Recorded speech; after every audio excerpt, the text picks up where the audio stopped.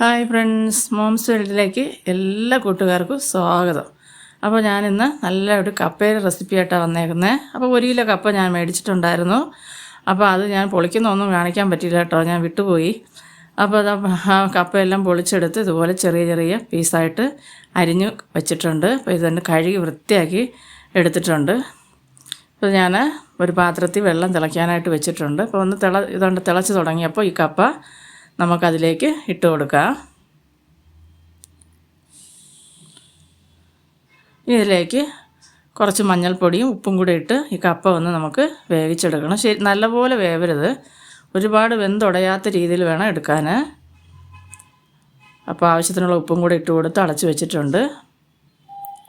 ഇനി നമുക്കതിനായിട്ടൊരു അരപ്പ് തയ്യാറാക്കി എടുക്കാം. അപ്പോൾ അവിടെ ഒരു 5 വെളുത്തുള്ളി, 5 അല്ലി വലിയ വെളുത്തുള്ളിയാണ്, കുറച്ച് ചുവന്നുള്ളി ഏറെ എടുത്തിട്ടുണ്ട്, ഒരു 5 വറ്റൽമുളക് എടുത്തിട്ടുണ്ട്, ഒരു ചെറിയ പീസ് ഇഞ്ചി എടുത്തിട്ടുണ്ട്. നമുക്കൊന്ന് ചതച്ചെടുത്തിട്ട് വരാം. ചതച്ചെടുത്തിട്ടുണ്ട്, മാറ്റി വയ്ക്കുക. ഇപ്പോൾ നമ്മുടെ കപ്പ നല്ലപോലെ തിളച്ചിട്ടുണ്ട് കേട്ടോ. ഈ സമയം നമുക്ക് കോരി നോക്കാം. കപ്പ ഒരുപാട് വെന്ത് പോവരുത്.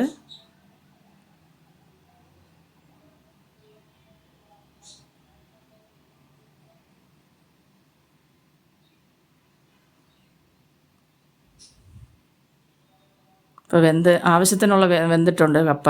ഒരു 80% ഒന്ന് വെന്ത് കിട്ടിയാൽ മതി. അപ്പോൾ അത് ഊറ്റി മാറ്റി വെച്ചു. ഇനി നമുക്കൊരു പാത്രം അടുപ്പത്ത് വെച്ച് കൊടുക്കാം. അപ്പോൾ ഇത് വെളിച്ചെണ്ണയിൽ ഉണ്ടാക്കുന്ന നല്ലത് കേട്ടോ. അപ്പോൾ ഞാനിതിൽ ആവശ്യത്തിനുള്ള വെളിച്ചെണ്ണ ഒഴിച്ച് കൊടുക്കുന്നുണ്ട്.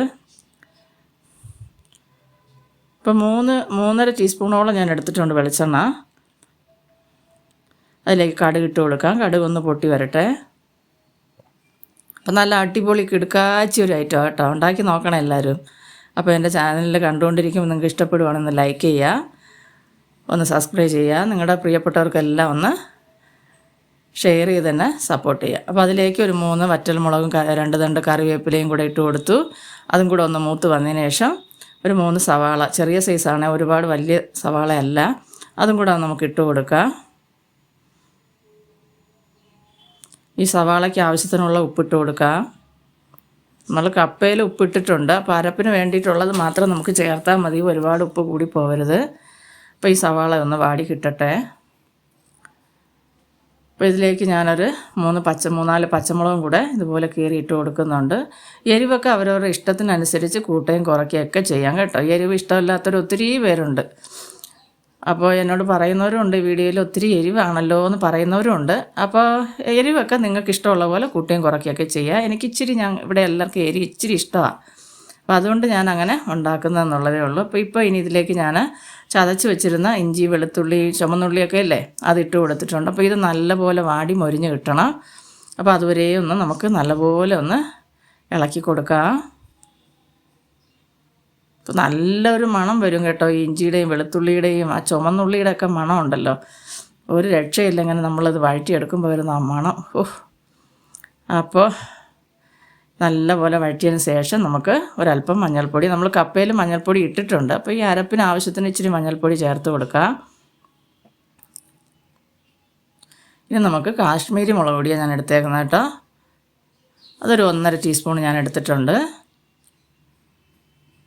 അപ്പം ഞാൻ ഇച്ചിരി മുളക് ചതച്ചും കൂടെ ചേർക്കുന്നുണ്ട്, അതുകൊണ്ടാണ് കാശ്മീരി മുളക് പൊടി എടുത്തേക്കുന്നത്. ഗരം മസാല അല്ല, പെരുംജീരകം, സോറി, എനിക്ക് എപ്പോഴും തെറ്റിപ്പോവും. 2 കുപ്പി അടുത്തെടുത്താണ് വെച്ചേക്കുന്നത്, അതുകൊണ്ട് അങ്ങനെ പറ്റുന്നത്.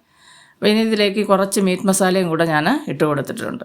അപ്പോൾ ആദ്യം ഞാൻ ഇട്ടത് ഒരു 3/4 ടീസ്പൂണോളം ഗരം മസാല എടുത്തിട്ടുണ്ട്, കുറച്ച് ഒരു 1/2 ടീസ്പൂണോളം മീറ്റ് മസാലയും കൂടെ എടുത്തിട്ടുണ്ട് കേട്ടോ.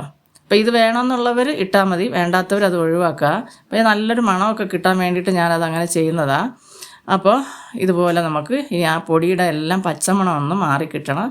അതുവരെ നമുക്കൊന്ന് നല്ലപോലെ ഒന്ന് വഴറ്റി കൊടുക്കുക. ഇതിലേക്ക് 1 ടീസ്പൂണോളം എടുത്തിട്ടുണ്ട് നമ്മുടെ ചതച്ച മുളക്, അതും കൂടെ ഇട്ട് കൊടുക്കുക. വറ്റൽമുളക് ചതച്ചത് കേട്ടോ, അത് ഇട്ട് കൊടുത്തതിന് ശേഷം നല്ലപോലെ ഇതൊന്ന് മൊരിച്ചെടുക്കാം.